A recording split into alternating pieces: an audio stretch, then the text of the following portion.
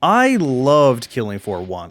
The grungy, slow-paced horror atmosphere, the satisfying weapons, the unique enemy variety, the gameplay that required teamwork. This game was in development long before zombie games ever became popular, but all the things I praised Killing Floor 1 for almost don't exist in Killing Floor 2, and it doesn't look like it's going to be any different in Killing Floor 3. What happened?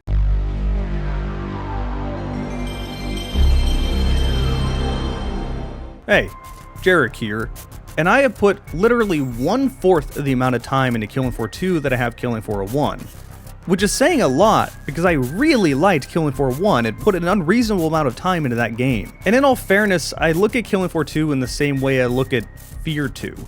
In a vacuum, it's not bad, but compared to the first game, I'm just disappointed. To make it easier for me to understand why I feel this way, I'm going to split this video up into 4 categories. Help me, like, now! The atmosphere and tonal difference between Killing Floor 1 and Killing Floor 2 is the thing anyone will notice subconsciously, whether you're looking for it or not. Let me play you a few clips of just walking around these maps as an example.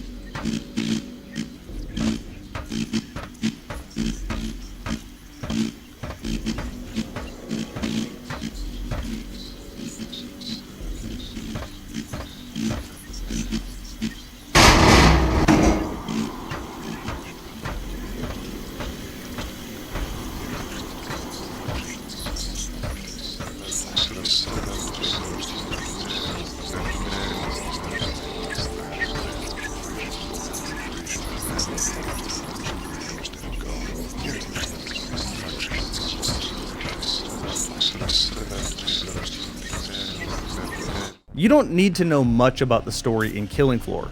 All you really need to know is that there's a company called Horizon that tried to create mutants that got out. But that's not really important. The backdrop is mainly there just to set up the world, to set up why you were in this grungy environment. It has a lot of atmospheric storytelling that you don't need to look very far to see. These maps were largely claustrophobic and devoid of people. You are alone, and you are not the biggest hunter. The game is not trying to make you feel powerful, and the gameplay backs that up, which I will get to that. This atmosphere is so thick that not even loads of money could take you out of it. Time for the shoppers, time for the trader, guys.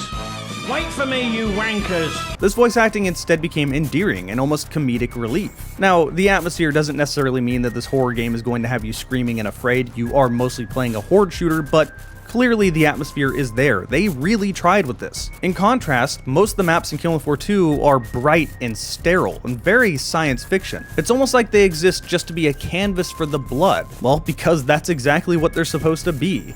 Admittingly, this is satisfying, but it ruins the atmosphere. So why did it end up like this? Why the tonal change? Well, I believe the main reason is because Tripwire isn't really behind the atmosphere of the first game. Killing Floor has evolved a lot over the years. It started as a total conversion mod for Unreal Tournament 2004. There were multiple iterations of this mod before Tripwire came along and purchased the mod. These original modders helped Tripwire complete that retail game, which then released in 2009. But needless to say, this game was mostly the vision of the modders, not Tripwire. This isn't to say Tripwire did nothing, to be clear. Tripwire definitely polished the game up a lot. But that's the thing, they polished the game up, they didn't create it. Killing Floor 2's vision was never the same for the start. Instead, you're supposed to be killing zombies constantly, an action movie style of game, where you feel more powerful than the first. Who do you think you are, bleeding action, man? The gameplay change is the thing that really bothers me the most between Killing Floor 1 and Killing Floor 2. Killing Floor 1 was a slow-paced game.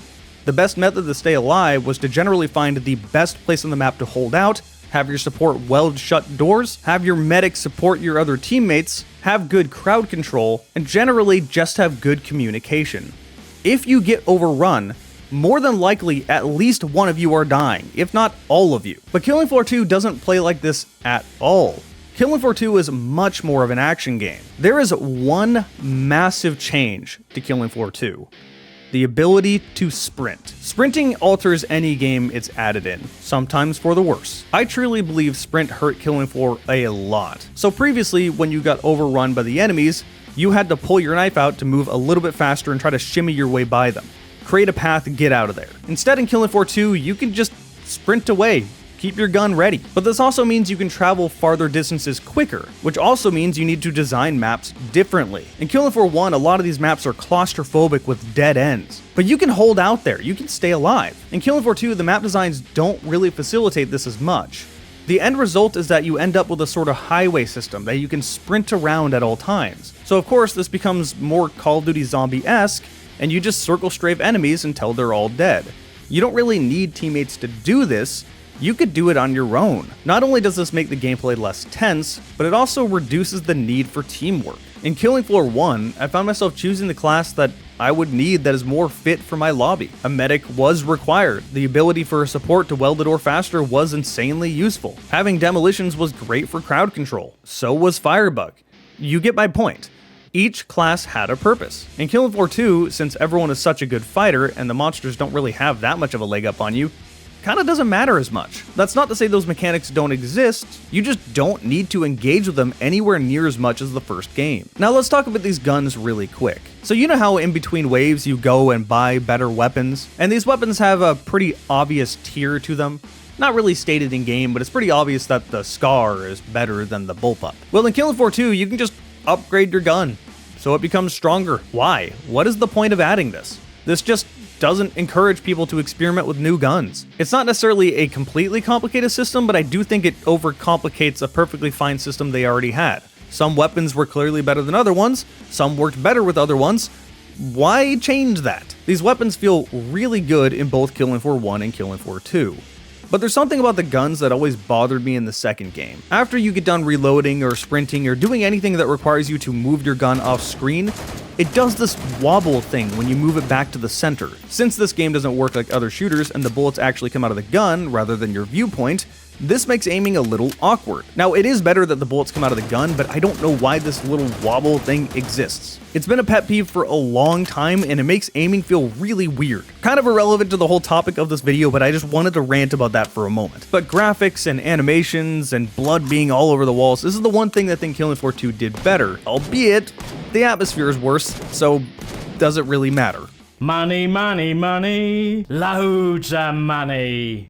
Oh boy, this is a big one. This is where I start talking about Tripwire as a company. Explaining Killing Floor 2's monetary system is something that would take me literally 20 minutes, so instead of doing that, I'm going to play you a too long didn't read clip from Connor Sherry Shaw's channel. To recap, the marketplace is Steam's built-in API for buying and selling of cosmetics between players. The store is Killing Floor 2's in-game catalog of cosmetics and actual weapons for use in-match. The vault builds up Vosh, not Dosh, Vosh collected in-match for unlocking cosmetics. And the trader is the in-match store, which uses Dosh, not Vosh, Dosh to buy weapons for that very match, which use the cosmetics unlocked from all the prior distributors and will offer the paid weapons purchased from the store provided you coughed up the cash. All of this is to say, when I'm telling you that Killing Floor 2's economy is a mess, I mean every facet of it. Oh, and this video is 5 years old. They added these loot boxes while the game was still in early access.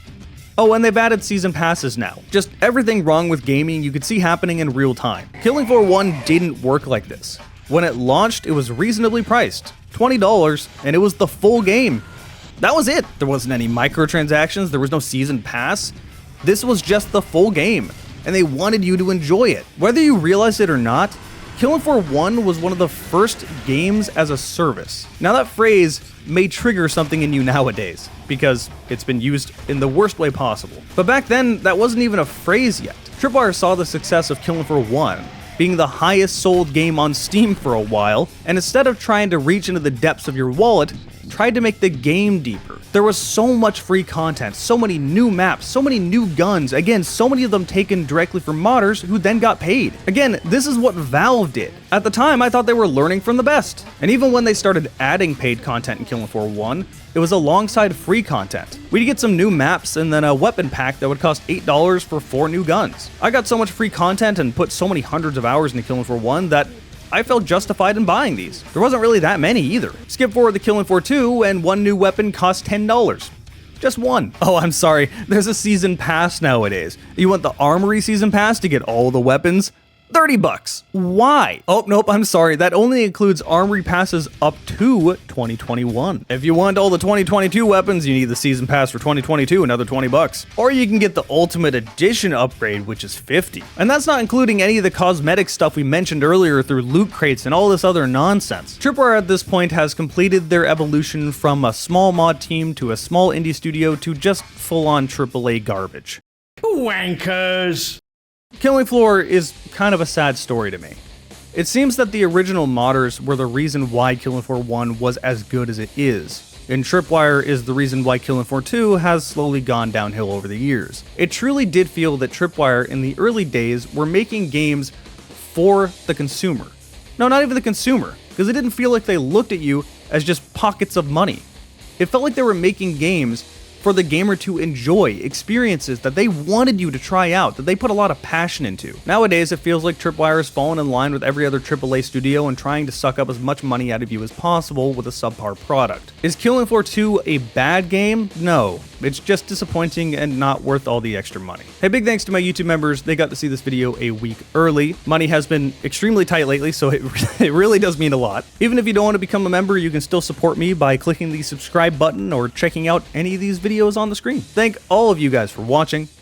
I'll see you next time.